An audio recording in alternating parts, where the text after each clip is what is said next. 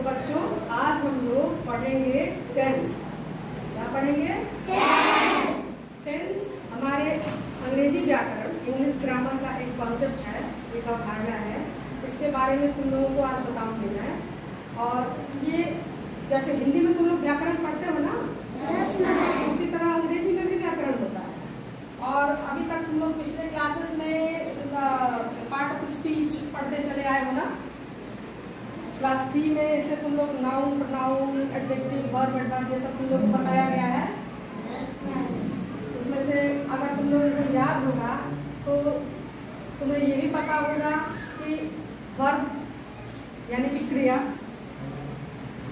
का बहुत ही important part of speech में बहुत ही इम्पॉर्टेंट उसका रोल है।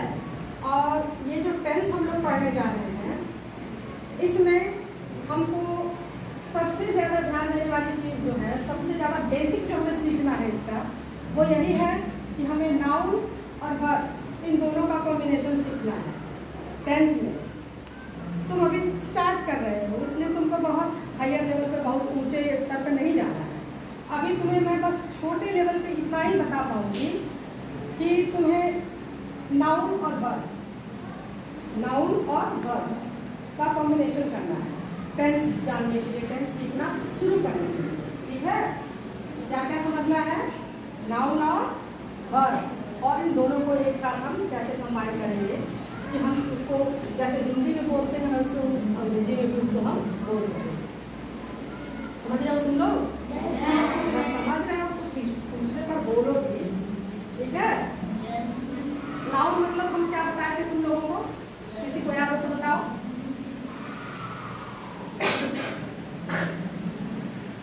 नाउन मतलब संज्ञा होता है, ये बताए ना। संज्ञा मतलब किसी भी नाम को हम संज्ञा कहते हैं। किसी आदमी का नाम हो, किसी वस्तु का, किसी जानवर का, मतलब सजीव निर्जीव कोई भी चीज हो, उसके नाम को हम संज्ञा कहते हैं। किसी भी नाम को हम संज्ञा कहते हैं। और संज्ञा के साथ जब क्रिया जुड़ जाती है तब वह एक वाक्य का रूप ले लेती है। वैसे तो क्रिया अपने आप में एक संपूर्ण वाक्य है, लेकिन साधारण रूप में हम लोगों को जहाँ से शुरुआत करनी है छोटे छोटे वाक्य बनाना, तो उसमें मुख्य रूप से कर्ता और क्रिया का ही होना जरूरी होता है। ठीक? क्या क्या होना जरूरी होता है? एक कर्ता और एक क्रिया, ये दोनों हम जब एक साथ मिला देंगे तो हमारा एक वाक्य बन जाएगा, है ना? कैसे बनेगा? जैसे देखो, मैंने लिखा राम खाता है। क्या लिखा है मैंने? राम खाता है। इसमें राम क्या है? करता है ना। काम करने वाले को कर्ता कहते हैं। तो खाने का काम कौन कर रहा है? राम कर रहा है। ठीक? और इसमें क्रिया कौन सी हो रही है? खाने की क्रिया हो रही है। ठीक ना? ये कर्ता है और ये क्रिया है, और इन दोनों को हमने एक साथ इकट्ठा कर दिया तो अब ये एक वाक्य बन गया, राम खाता है। अगर हम केवल राम कहें तो इससे कोई वाक्य तो नहीं बन रहा है, और अगर हम केवल खाता है कहते हैं तो भी तो कोई वाक्य नहीं बन रहा है। लेकिन अगर हम दोनों को एक साथ मिला देते हैं तो वो एक वाक्य बन रहा है। राम खाता है एक वाक्य छोटा सा बन रहा है। दो ही शब्द है इसमें, करता है और क्रिया है। हम ऐसे वाक्य बनाना शुरू करेंगे, ऐसे ही छोटे छोटे वाक्य बनाएंगे और फिर उसको इंग्लिश में ट्रांसलेट करेंगे। अगर तुम्हें पहले से नाउन याद है, वर्ब याद है, दो चार भी याद है, तो तुम कुछ अपने दो चार याद किए हुए को मिलाकर वाक्य बनाना शुरू कर सकते हो। और आगे और ज़्यादा नाउन और वर्ब याद करोगे और ज़्यादा पार्ट ऑफ स्पीच समझोगे, सीखोगे तो नाउन के साथ भी और उसमें और बाकी पार्ट ऑफ स्पीच मिला के वाक्य बनाना सीखोगे। लेकिन पहली शुरुआत हम यही से करते हैं कि ये नाउन और वर्ब यानी कर्ता और क्रिया को मिला के वाक्य बनाना शुरू करते हैं, सीखते हैं। ठीक? और ये जो वाक्य मैंने लिखा है ये प्रेजेंट टेंस का वाक्य है। प्रेजेंट टेंस को हिंदी में वर्तमान काल कहते हैं। क्या कहते हैं? वर्तमान काल। और इंग्लिश में उसको कहते हैं प्रेजेंट टेंस। क्या कहते हैं? प्रेजेंट टेंस का मतलब होता है जो अभी समय गुजर रहा है, अभी जो समय बीत रहा है, अभी जो समय है, उसी को हम प्रेजेंट टेंस कहते हैं। जैसे मैं तुमसे बोल रही हूँ, तुम लोग मुझसे बोल रहे हो, हम लोग सुन रहे हैं, मैं कहती हूँ तुम लोग सुनते हो।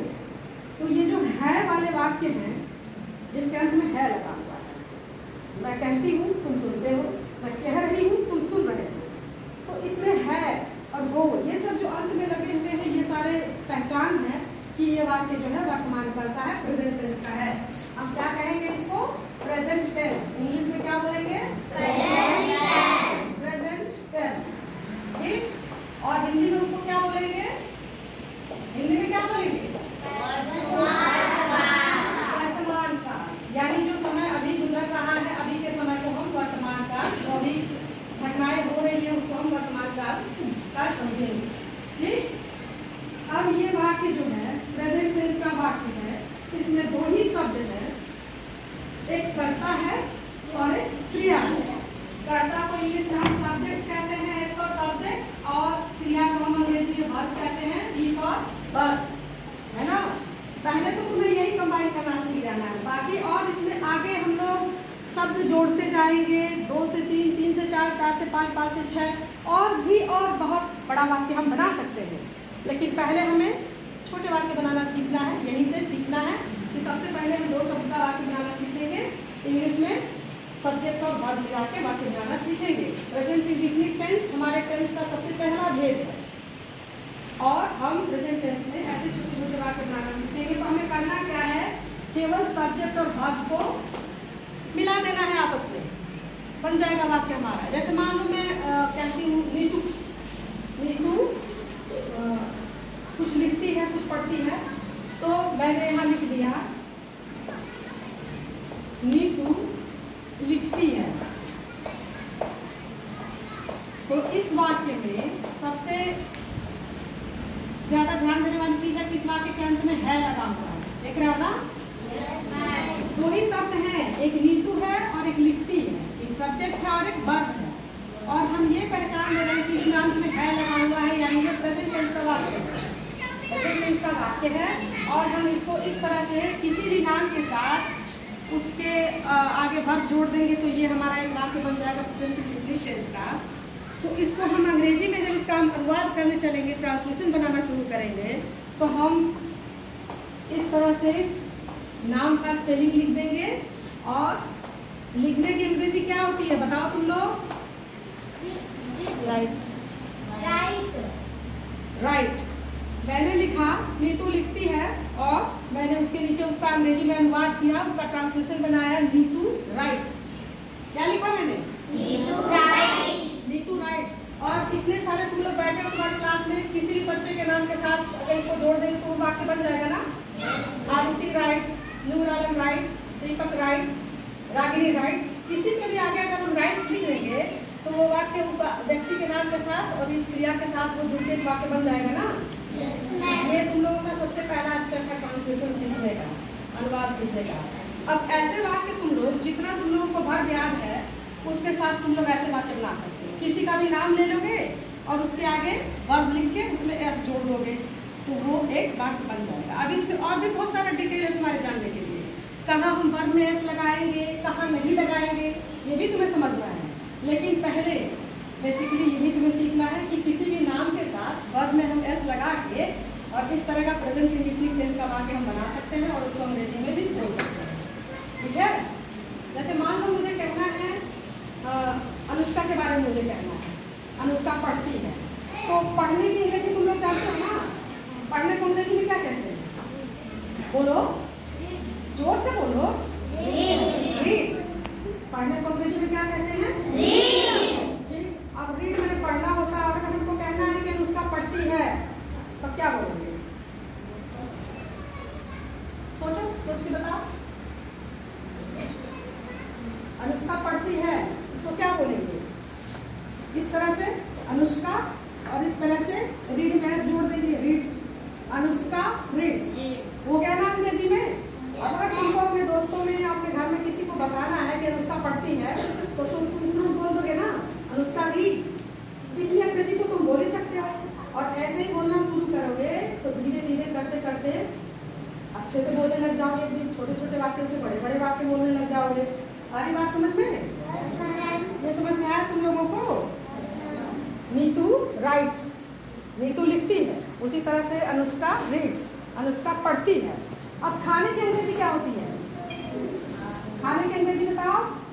इस किसको याद है? जल्दी बताओ। मैं एक तरफ से बताती जाती हूँ, तुम लोग एक तरफ से भूलते जाते हो। ईट मतलब खाना तुम लोगों को नहीं याद कराया है मैंने?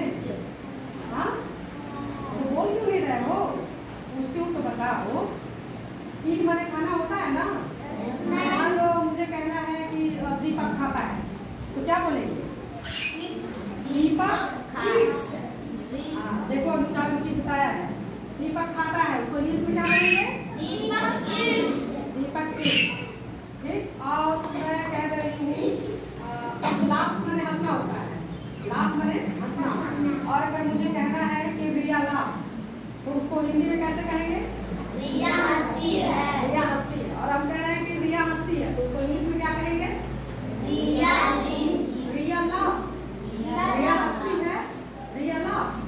छोटा सा है ना बिल्कुल, और आसान भी है, इतना तुम लोग याद रख सकते हो ना।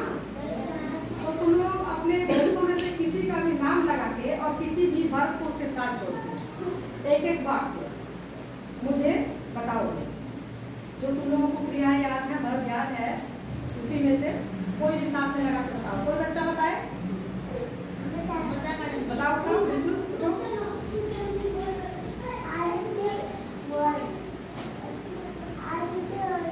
आरुति वर्क्स, वर्क मतलब होता है काम करना। ठीक, बहुत अच्छे, शाबाश।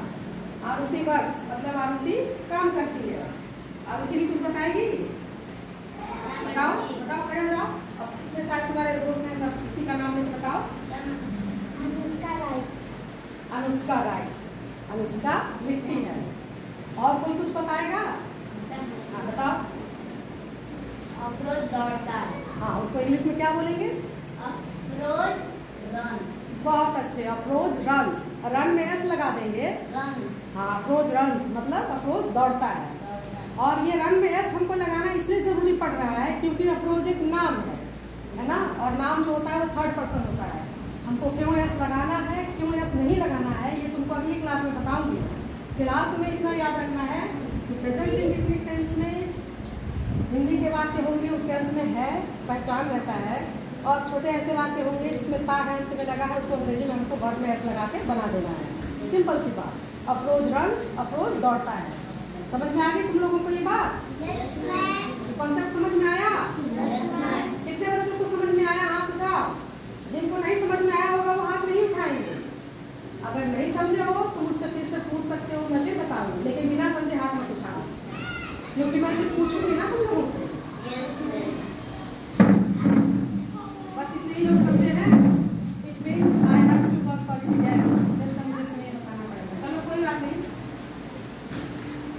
ये तुम लोगों को इसी पे मैं अभ्यास दूंगी, और घर से तुम लोग ऐसे ही छोटे छोटे नाम के साथ क्रिया लगा के, सब्जेक्ट के साथ वर्ब लगा के बना के 10 बना के लाओगे घर से। 10 अपने ही दोस्तों का नाम लिखोगे, उसके आगे कोई क्रिया लिखे और अंग्रेजी में इसी तरह से जैसे मैंने यहाँ बनाया है ऐसे ही बना के 10 वाक्य घर से बना के जाओगे। ठीक है? ठीक है।